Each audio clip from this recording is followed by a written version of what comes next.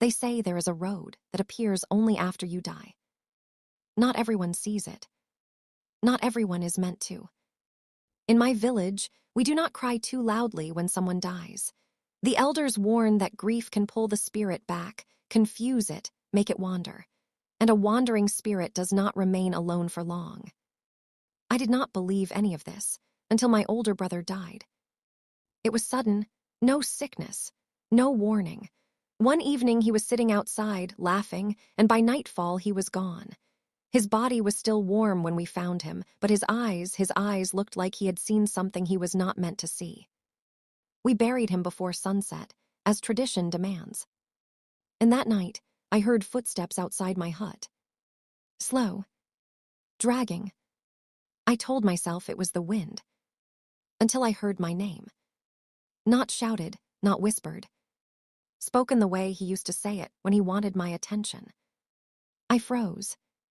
The elder's words came back to me. Do not answer voices that come after burial, not even if they know your name. So I stayed silent. The footsteps lingered for a long time. Then they left. By morning, I told no one, but I watched the ground outside my hut. There were footprints. Bare. Familiar. And leading away from my door, back toward the path to the graveyard. That was when I knew. Something had come back. 2 nights later, my mother heard it too. This time, it called her. She answered.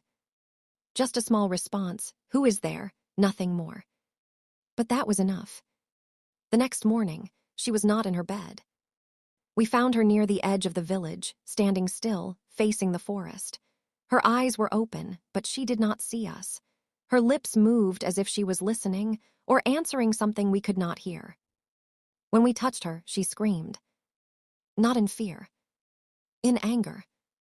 It took 3 men to hold her down. She kept repeating the same words over and over. He said the road is not empty. He said they are waiting. He said I must follow. The elders came. They did not ask many questions. They only asked one thing. Did she answer when she was called? I said yes. They nodded, as if something expected had happened. She has been shown the road, one of them said, but she was not meant to see it yet.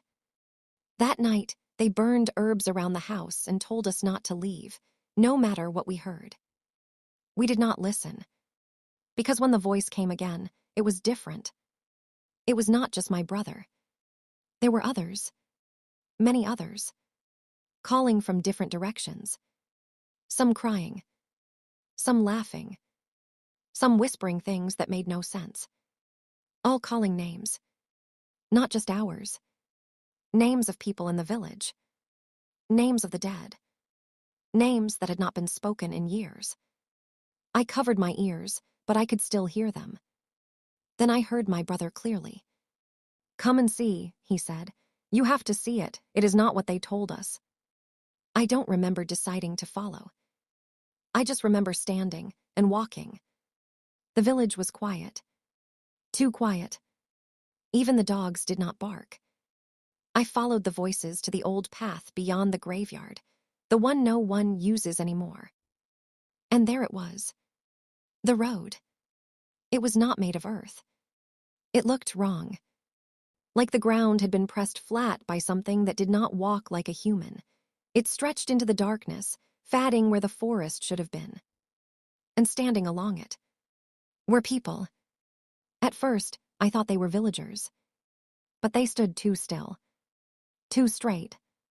Facing the same direction. Waiting. Then one turned. It was my brother. Or something wearing his face.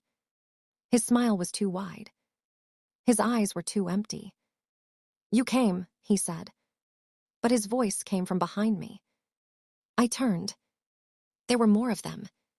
Closer now. Not all of them had faces I recognized. Some had faces that looked unfinished. Like something had tried to remember what a human looks like and failed. They told you we go to rest, my brother said. They lied. The others began to move. Slowly. In unison. Toward me. The road does not end, he continued. It only fills. I tried to step back, but my feet would not move. The ground beneath me felt soft. Breathing. You are not supposed to see this yet, another voice said, my mother's voice. She stood beside him now, smiling the same wrong smile. But now that you have, they all spoke at once.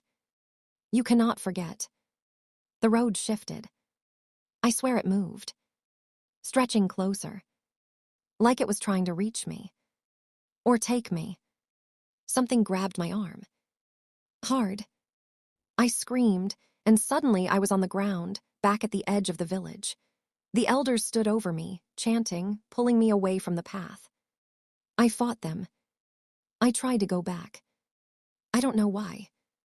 Part of me needed to see more. But they held me down until the voices faded, until the night became normal again. They said I was lucky. They said I came back before the road accepted me. But something is wrong. Ever since that night, I hear footsteps behind me when I walk alone. I hear my name when no one is there. And sometimes, when I look at my shadow in the evening light, it doesn't stop when I do. The elders no longer speak to me the same way. They watch me, carefully, like they are waiting for something, or for me to change. Last night, I heard my brother again, clearer than ever, closer than ever. You saw the road, he whispered. You know the truth. I tried to ignore him. I tried to sleep. But then he said something that has not left my mind since. We are not the ones who failed to leave. There are footsteps outside my hut again tonight. More than one. And they are not leaving this time.